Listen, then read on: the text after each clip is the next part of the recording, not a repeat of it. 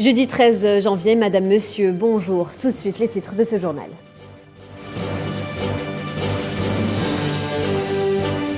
Sanctions ouest-africaines contre le Mali. Les réactions se multiplient après l'annonce de la CEDEAO. La tension est palpable entre la Côte d'Ivoire et le Mali. On en parle dans ce journal.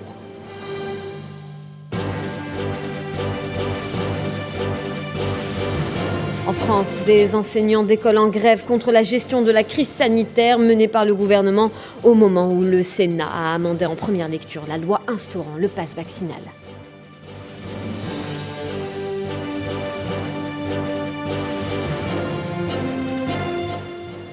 En Europe, après Genève et Bruxelles, réunion des ministres de la Défense de l'Union européenne à Brest en France. Les discussions concerneront notamment la sécurité du continent ou encore la crise ukrainienne.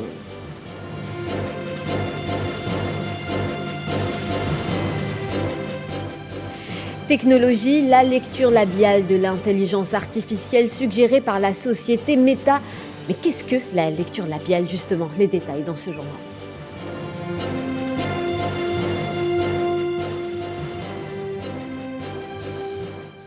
Nous le disions à l'instant, les sanctions ouest-africaines contre le Mali n'ont pas fini de faire parler d'elles. Les réactions fusent de personnalités politiques et artistiques qui voient ces sanctions comme trop excessives. Cette tension est plus perceptible entre la Côte d'Ivoire et le Mali. Leïla Gartal.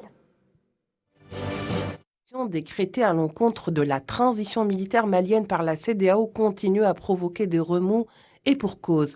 Ces sanctions jugées sévères et injustes par plusieurs personnalités africaines montrent déjà leurs répercussions sur le terrain avec les compagnies de transport terrestre qui enregistrent des pertes très importantes en termes de chiffres. La Côte d'Ivoire voit ses premières voix de contestation émerger, à commencer par la dernière sortie du chanteur ivoirien Alpha Blondy. Celui-ci, après un plaidoyer à la faveur du Mali, a incité les chefs d'État de la région à réviser leur copie.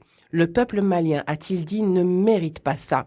L'ancien président ivoirien et chef du nouveau parti panafricaniste Laurent Gbagbo trouve ces sanctions contre le Mali, je cite, excessives et impertinentes. Le parti va même jusqu'à parler d'instrumentalisation des institutions financières pour régler des questions politiques, dira l'ancien président Laurent Gbagbo. Laurent Gbagbo, rappelons-le, était l'ancien président ivoirien. Il a été écarté du pouvoir par les forces françaises, lui qui a refusé de reconnaître la victoire d'Alassane Ouattara, actuel président ivoirien et fervent défenseur des décisions de la CEDEAO. Donc la libération du député ivoirien opposant farouche à Ouattara et allié indéfectible de Guillaume Soro, ancien chef du Parlement de l'ère de Gbagbo, est un signe direct vers Abidjan que les hostilités sont déclarées. Ces sanctions sur le Mali, en plus d'étouffer un peuple sur le plan économique et financier et d'affaiblir ses institutions politiques, va vraisemblablement aussi engendrer des tensions régionales entre les pays de la sous-région tels que la Mauritanie et le Sénégal. Ces sanctions ne pénalisent pas que le Mali, hélas, mais perturbent un rythme commercial régional dont la région pourrait bien s'en passer. Et on va rester au Mali où la ministre malienne des Transports réagit après l'annulation des vols d'Air France à destination et au départ de Bamako. Dambélé Madina Sissoko a dénoncé dans un communiqué cette annulation. La compagnie Air France a justifié cette décision par les tensions géopolitiques régionales liées à un embargo décidé par les pays membres de la CEDEAO. La ministre malienne des Transports a déclaré que, je cite, « Cette décision brusque a été prise par Air France sans consultation préalable et sans qu'aucune justification ne soit donnée aux autorités aéronautiques maliennes. » Fin de citation.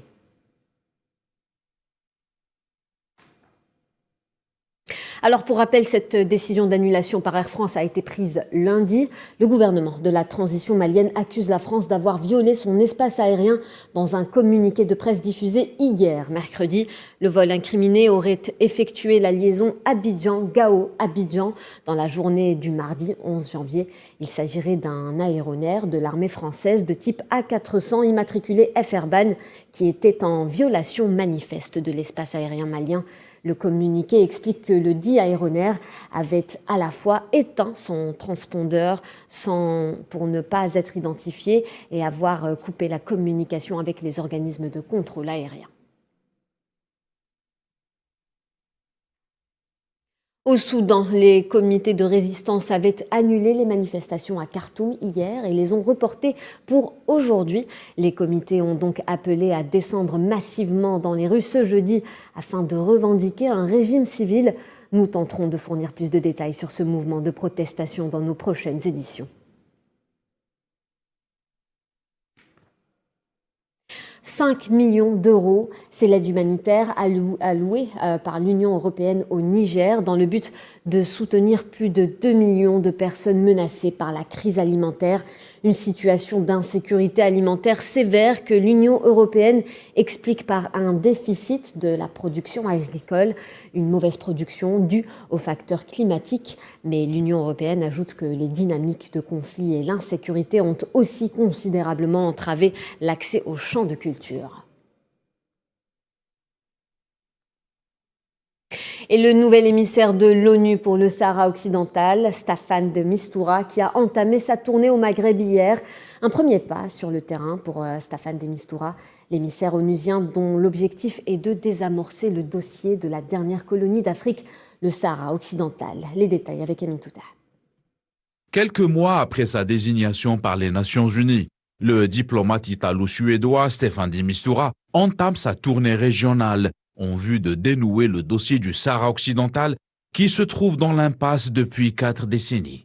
L'émissaire onusien aura pour mission de relancer le processus politique et les conclusions du Conseil de sécurité, qui a appelé à maintes reprises les parties du conflit à renouer avec les négociations sans conditions préalables. C'est une visite d'observation. M. de Mistura va d'abord commencer à écouter les uns et les autres. Donc c'est une visite qui va concerner d'abord les deux principaux protagonistes du conflit, à savoir le Front Polisario et le Royaume du Maroc. Et il va aussi se rendre dans deux pays qui sont intéressés par le conflit en tant que voisins, la Mauritanie et l'Algérie. Donc M. de Mistura fera une visite d'écoute auprès des deux belligérants, le Front Polisario et le Maroc, et de deux pays intéressés par le conflit qui se déroule à leurs frontières, la Mauritanie et l'Algérie. Je crois qu'il faut accorder à M. de Mistura un peu plus de temps. Il va écouter, il va enregistrer la position des uns et des autres, la façon de voir la recherche de la résolution au conflit des uns et des autres avant d'entamer son véritable travail. Le dernier rendez-vous en date des pourparlers qui a eu lieu entre le Front Polisario et le Maroc était en 2019 à Genève, sans qu'il y ait une avancée concrète dans le dossier. Toutefois, la mission du successeur de Roscorler s'avère plus compliquée en raison des développements qu'a connu le dossier après la rupture de l'accord de cessez-le-feu suite aux événements de la zone El Guergarat au mois de novembre 2020 et la reprise des hostilités entre les deux parties. Pour le peuple sahraoui, la question de la décolonisation reste absolue et le droit à l'autodétermination est un principe inaliénable, conforme aux résolutions onusiennes. Et au Maroc, le bureau régional de l'Université nationale de l'éducation qui a dénoncé les faux procès fabriqués et les accusations malveillantes à l'encontre des militants qui dévoilent la corruption ainsi que l'exploitation de la justice pour des règlements de compte. Le bureau régional a exigé la libération de tous les détenus d'opinion et les prisonniers du mouvement populaire, réitérant l'appel à lutter contre les diverses formes de corruption, d'injustice et de tyrannie.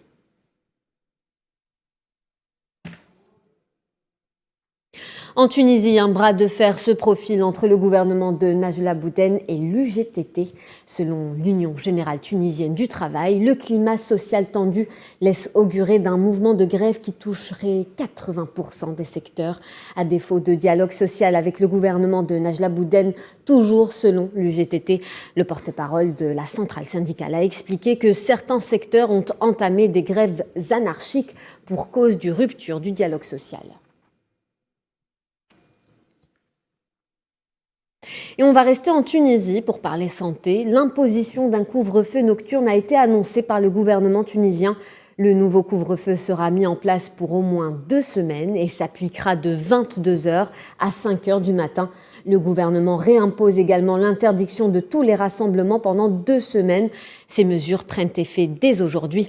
La Tunisie fait face à une reprise fulgurante de l'épidémie de la Covid-19.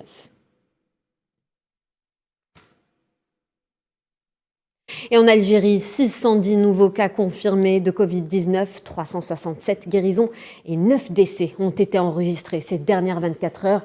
C'est ce qu'a indiqué le dernier communiqué du ministère de la Santé, qui précise par ailleurs que 17 wilayas n'ont recensé aucun cas dans les dernières 24 heures.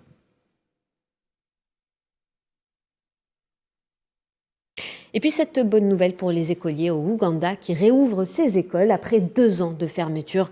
15 millions d'élèves ont repris le chemin de l'école. Ils sont encouragés à porter le masque et à se laver les mains.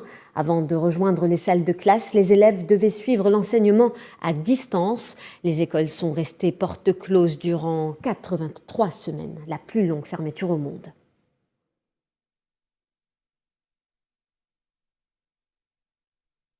Scolarité toujours en France. 75% des enseignants d'école en grève contre la gestion menée par le gouvernement. Ils dénoncent une gestion approximative de la crise sanitaire.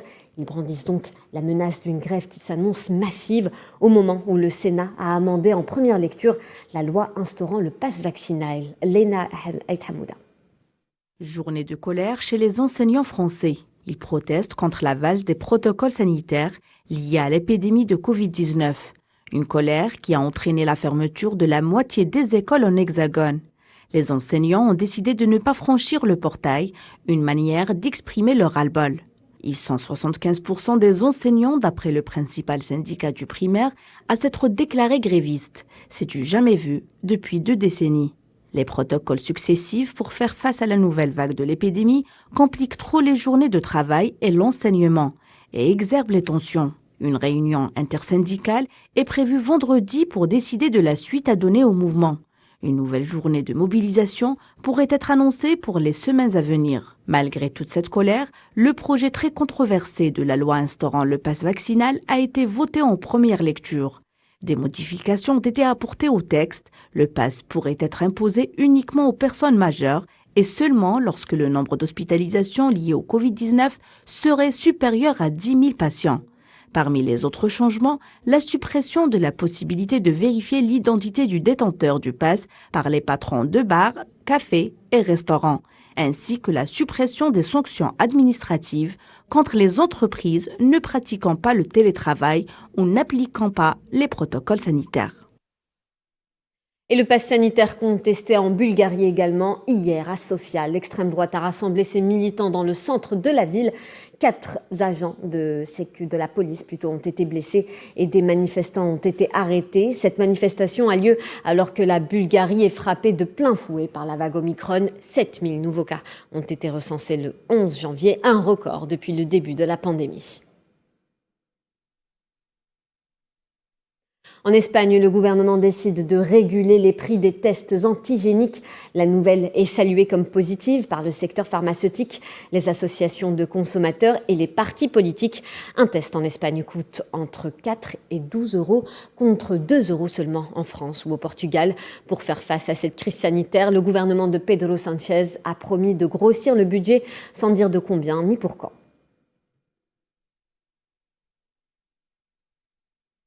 Et puis sur un autre sujet, Boris Johnson, toujours au cœur de ce scandale autour de la fête donnée à Downing Street lors du confinement. Au Royaume-Uni, le Premier ministre a présenté ses excuses et a dû faire profil bas devant les députés qui le questionnaient justement sur cette fête. Jusque dans son propre parti, les appels à la démission de Boris Johnson se multiplient. Ces derniers mois, Boris Johnson a vu sa popularité chuter 2 ans après son élection historique.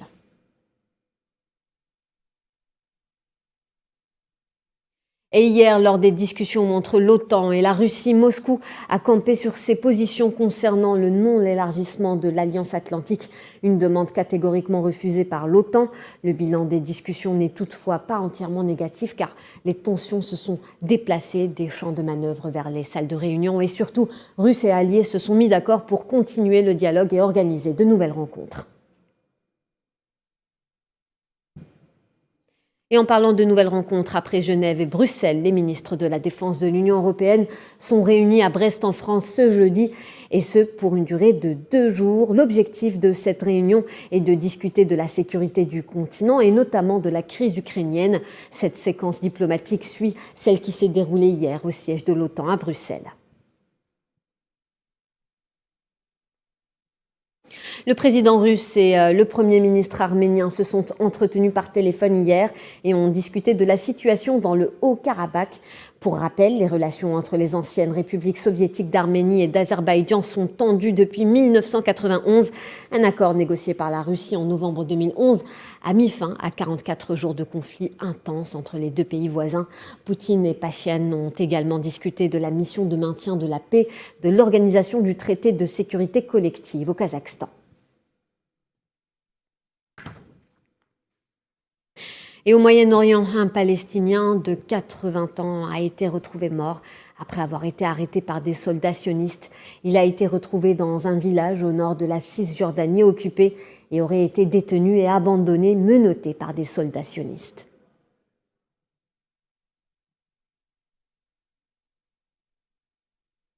Dans le cadre du premier procès au monde lié aux exactions attribuées au gouvernement de Bachar el-Assad en Syrie, un ancien colonel des services de renseignement syriens a été condamné ce jeudi par la justice allemande à la prison à vie pour crime contre l'humanité. Le Syrien Anwar Aslan, 58 ans, est reconnu coupable de la mort de prisonniers entre 2011 et 2012.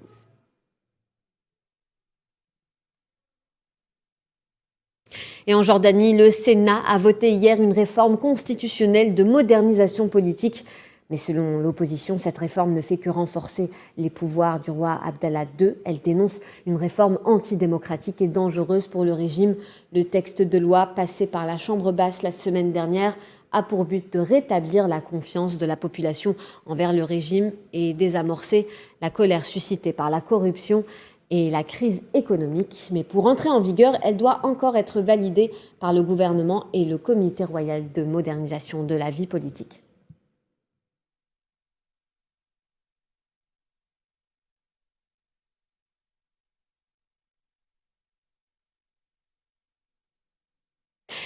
Et cette histoire qui fait froid dans le dos aux États-Unis, dans le Nouveau-Mexique, une mère risque jusqu'à 15 ans de prison pour avoir jeté son nourrisson dans une benne à ordures publiques. La jeune femme de 18 ans venait tout juste d'accoucher. Elle a été filmée par des caméras de surveillance, comme vous pouvez le voir sur ces images durant son crime. La mère a rapidement été identifiée et arrêtée grâce justement à ces images. La jeune femme de 18 ans a été inculpée pour tentative de meurtre et maltraitance d'enfants. Son petit garçon a été transporté à l'hôpital. Il est désormais dans un état stable.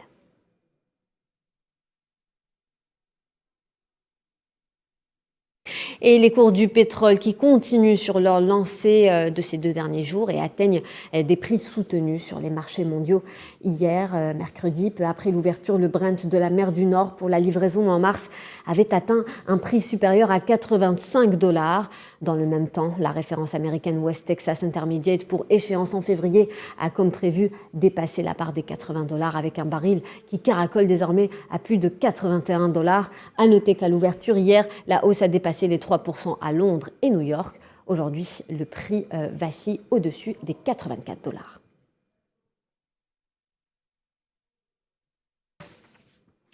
On va parler sport, football. La sélection ivoirienne a mis un coup de pression supplémentaire sur la sélection algérienne après sa victoire hier en match de la première journée du groupe E face à la Guinée équatoriale sur la plus petite démarche, 1-0. Plus fort sur le papier et parfaitement organisé par leur entraîneur Patrice Baumel. Les éléphants doivent leur salut grâce à un joli but signé Max Alain Gradel en tout début de match. Le plus important pour les Ivoiriens, c'était de bien entamer cette compétition, mais la prestation n'a pas été du goût de leur sélectionneur, le technicien français Patrice Baumel. On vous invite à l'écouter. Il était au micro de notre envoyé spécial au Cameroun, Faisal Salah.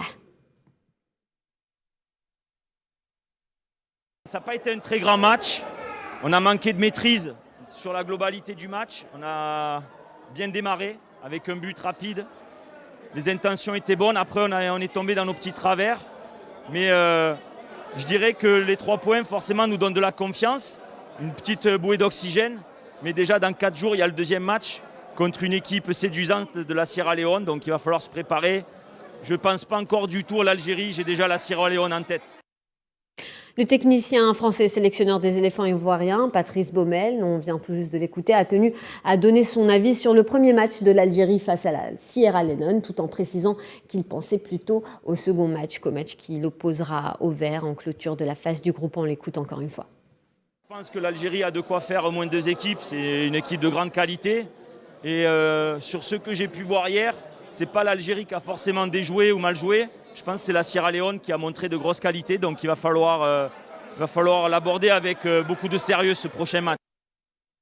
Et avant ce match entre la Côte d'Ivoire et la Guinée équatoriale, cet autre match entre le Mali et la Tunisie qui a vu la victoire des Maliens 1-0.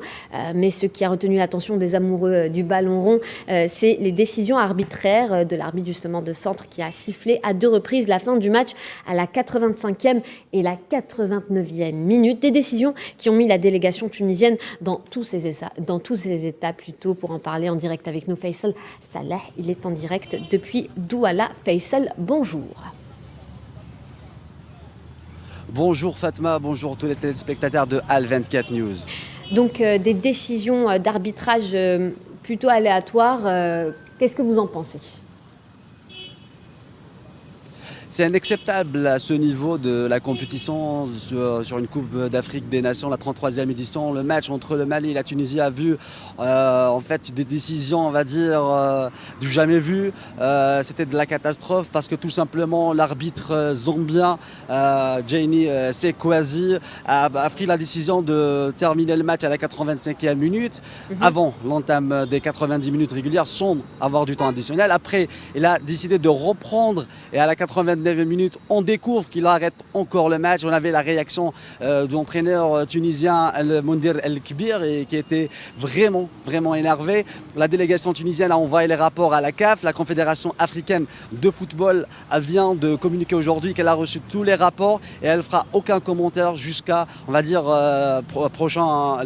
jusqu'à les prochaines heures. Avec moi aujourd'hui un confrère camerounais pour parler des décisions de l'arbitre zambien Sekwazi, parce que tout simplement c'est un arbitre qui était déjà sanctionné avant par la Confédération africaine de football. Si on revient un peu en arrière, en 2018, la demi-finale entre l'Ouganda et l'Espérance de Tunis, cet arbitre-là, il était sanctionné après des décisions, on va dire aussi des fautes d'arbitrage. Qu'est-ce que vous pouvez nous dire aujourd'hui, mon ami camerounais Giresse? Déjà, merci Faïssa de me donner la parole. Je pense que par rapport à ce fait de match qui s'est produit hier à Limbé, c'est carrément un gros scandale dans l'organisation de cette 33e édition de la Coupe d'Afrique des Nations ici au Cameroun. Parce que Jaini Sekwazi a pris la décision lui seul de terminer le match avant même la fin du temps réglementaire. Vous l'avez bien relevé dans un premier temps. Et s'il fait la fin du match, on joue pourtant la 85e minute. Après, il revient sur sa décision, le match se déroule. Et il y a eu cette action litigieuse où le Malien Ibrahima écope d'un carton rouge. C'est une situation assez légère, c'est une faute légère, déjà invraisemblable par rapport à cette décision qui a été tellement spontanée. Et le troisième fait justement, c'est cette fin de match, on joue la 89e minute, on s'approche à 10-15 secondes de la fin du temps réglementaire. Le quatrième arbitre de la partie se prépare pour afficher le temps additionnel. Mais Jaini Sekwazi n'attend même pas que ce quatrième arbitre présente le temps additionnel et décide d'interrompre et d'arrêter totalement le match. Pour moi, je pense que voilà encore une situation qui donne un peu raison à ces Occidentaux, ces détracteurs du football africain, que voilà, en Afrique, c'est un peu du laisser aller, parce qu'une décision comme celle-là, pour un match aussi important dans une phase finale de Coupe d'Afrique des Nations, je pense que la CAF doit un peu revoir la programmation de ses arbitres. Très bien. Merci Faisal La CAF, Salah. elle doit revoir la programmation des arbitres. Il faut... Excellent. Merci Faisal Salah. Nous reviendrons vers Merci. vous donc pour notre édition du 19h pour en parler un peu plus en détail. Et comme un malheur, on n'arrive jamais seul. Après le malheureux incident qui s'est produit à Douala dimanche où des journalistes algériens ont été agressés à coups de couteau avant de se faire dérober des objets personnels, l'ambassadeur de l'Algérie au Cameroun, Boumedienne Mahi, a tenu à s'exprimer sur cet incident. On l'écoute. Aussitôt informé de cet incident, j'ai pris attache en premier lieu avec les différentes autorités civiles et sécuritaires de la ville de Douala pour prendre en charge sur le plan médical les victimes de cette agression et apporter le soutien et la sécurité nécessaires aux Algériens logés à l'hôtel Y, lieu de cette agression. Il est à préciser que l'état de santé, alhamdoulilah, physique des journalistes agressés s'est amélioré et ne soulève pas d'inquiétude particulière. Des contacts ont eu lieu avec le ministère des Relations extérieures de la République du Cameroun, suivant lesquels M. le ministre Mbela Mbela a bien voulu présenter les regrets de son gouvernement au sujet de cet incident isolé. M. Lamamra a exprimé à son frère Mbela Mbela la solidarité immuable et sans embâche de l'Algérie avec le Cameroun pour l'organisation de cette compétition à sa date initiale et son soutien pour que l'organisation de cette compétition continentale soit une réussite irréprochable. Enfin, il l'a remercié pour les dispositions et les mesures qui ont été immédiatement prises pour assurer la protection et la sécurité de nos compatriotes. Sport toujours en Arabie Saoudite. Hier s'est joué le Classico ibérique entre le Real Madrid et le FC Barcelone en demi-finale de la Supercoupe d'Espagne. Après prolongation, les coéquipiers du capitaine Karim Benzema se sont imposés 3-2 et arrachent une place en finale de cette compétition prévue dimanche prochain face au vainqueur de la seconde demi-finale qui aura lieu ce soir entre l'Atlético de Madrid et l'Athletic Bilbao. Rencontre prévue donc ce soir à 20h au King Fahd Stadium de Riyad, toujours en Arabie Saoudite. Et on va parler technologie avant de se quitter, et plus précisément de lecture labiale. Le dit programme est 75% plus précis que les meilleurs systèmes de reconnaissance vocale et visuelle, utilisant à la fois la voix et les images de l'interlocuteur. Mais qu'est-ce que la lecture labiale finalement? Explication d'Imen Merad.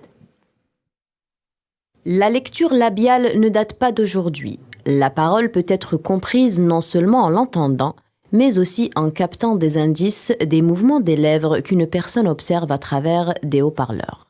La combinaison de l'observation visuelle et de l'audio aide les ordinateurs à mieux analyser la parole humaine. Les programmes informatiques peuvent donc effectuer une lecture labiale, mais ça reste une tâche fastidieuse à exécuter. Une étude récente de Meta, la société mère de Facebook, Instagram et WhatsApp, suggère un moyen plus efficace de faire un jour lire sur les lèvres un ordinateur. Les chercheurs en intelligence artificielle de Meta ont publié un rapport selon lequel ils ont pu réduire considérablement les efforts requis pour concevoir un logiciel ayant la capacité d'analyser les mots des mouvements des lèvres du locuteur dans une vidéo enregistrée. Cette tâche a également permis d'utiliser la lecture labiale pour améliorer significativement la reconnaissance vocale dans des environnements assourdissants.